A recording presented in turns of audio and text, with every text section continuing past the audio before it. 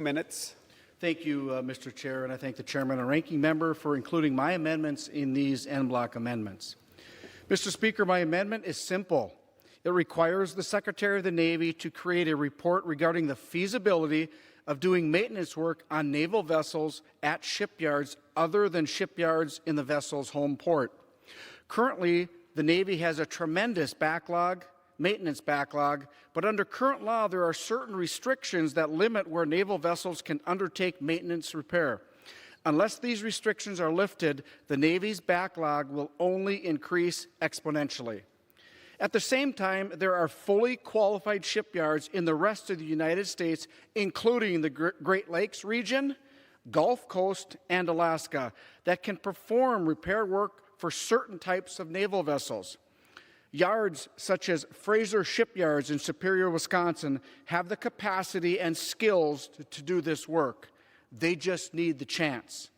I know Fraser Shipyards and others are dedicated to the national security mission of the United States and would be an efficient and competent service provider, and I am certain Fraser Shipyards and others within the Great Lakes do not stand alone in this process.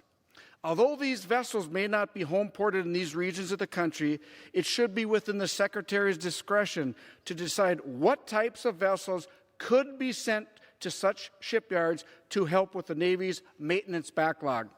This could include non-combatant vessels, vessels with minimal crews, or other vessels that only need limited periods of time in shipyards for the repair work.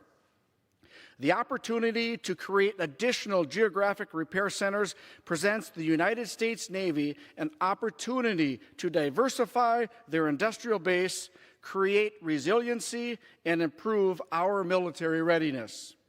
I want to thank Congressman Duffy and Congressman Cox for co-sponsoring this amendment, and I encourage all of my colleagues to support the en bloc amendment. Thank you, Mr. Chair, and I yield back.